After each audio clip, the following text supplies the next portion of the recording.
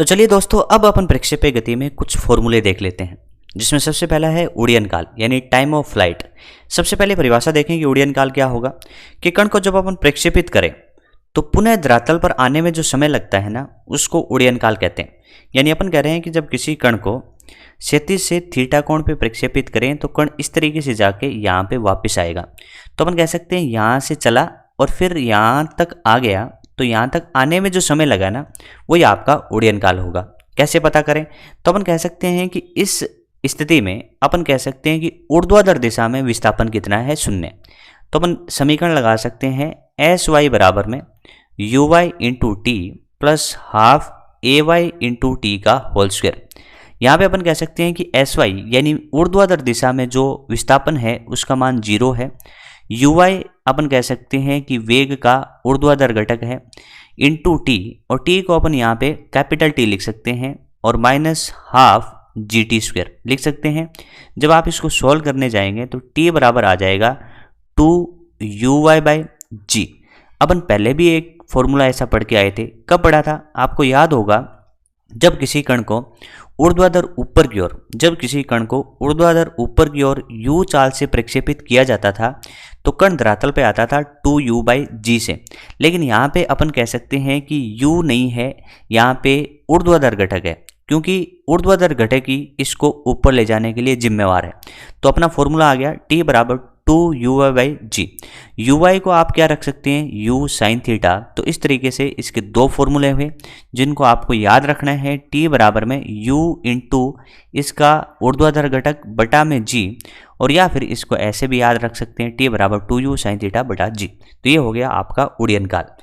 अब बात करते हैं दूसरे फॉर्मूले की, वो है प्राप्त की गई अधिकतम ऊंचाई।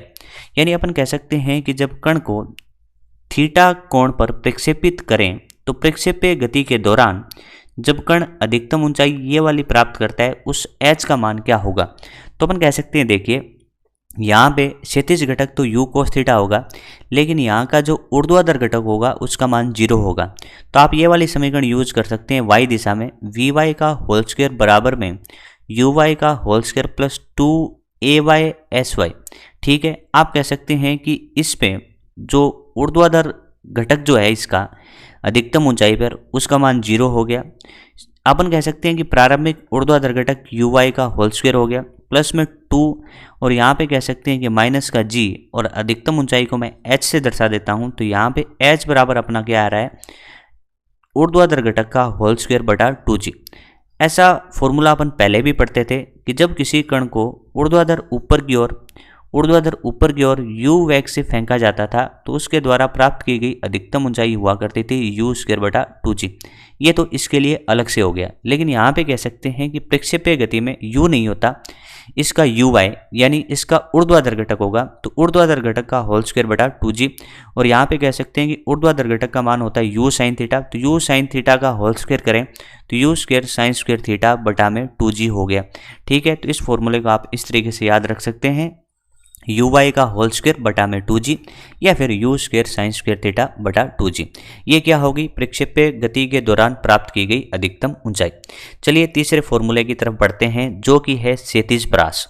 क्षैतिज परास क्या होगी? अपन कह सकते हैं ये हो गई आपकी प्रक्षेपीय गति। तो प्रक्षेपीय गति के दौरान क्षैतिज दिशा में चली गई दूरी या क्षैतिज दिशा में तय विस्थापन ही आपका क्षैतिज परास होगा। तो कह सकते हैं कि कण की संपूर्ण उड़ान के दौरान x दिशा में तय विस्थापन। तो अपन कह सकते हैं कि x दिशा में आपको समीकरण लगानी है, तो sx बराबर ux into T plus half ax into T का होल स्क्वायर। यहाँ पे मान रखते हैं तो कह सकते हैं कि क्षैतिज दिशा में जो विस्थापन होगा उसको r से दर्शा देंगे, और यहाँ पे अपन कौन सा घटक लिखेंगे, x घटक, और समय कितना है उड्डयन काल के जितना, तो कैपिटल T। और यहाँ पे कह सकते हैं कि x दिशा में किसी भी प्रकार का त्वरण नहीं होता, इस वजह से ये पद आपका 0 हो जाएगा। तो r बराबर आप कह सकते हैं ux इंटू टी। आप t को अच्छे से जानते होंगे, इसका मान कितना होता है 2uy/g। तो यहाँ से अपन कह सकते हैं कि जो r अपने को प्राप्त हो गया वो प्राप्त हो गया 2 इंटू ux uy बटा में g। तो इस तरीके से आप ये वाला फॉर्मूला याद रख सकते हैं कि ये किस रूप में, इसके क्षैतिज और ऊर्ध्वाधर घटक के रूप में। तो r बराबर क्या हो गया 2ux uy बटा g। अब आप क्या कर सकते हो, यू एक्स की जगह क्या रख सकते हो, U cos theta, U Y की जगह क्या रख सकते हो, यू साइन थीटा। यहाँ पे रखे अपन ने 2 into you cos theta you sine theta बटा जी। आप क्या कह सकते हैं कि इस वाले को आप किस तरीके से लिख सकते हैं, यू इंटू यू स्क्वेयर हो गया, और 2 गुणा साइन थीटा कोस थीटा आप बता सकते हैं कि साइन 2 थीटा होगा। तो एक फॉर्मूला इसका और आ गया, जिसको भी आप याद रखिए कि आर बराबर में यू स्क्वेयर साइन 2 थीटा बटा जी। तो इस तरीके से अपने पास कितने फॉर्मूले हो गए, 3।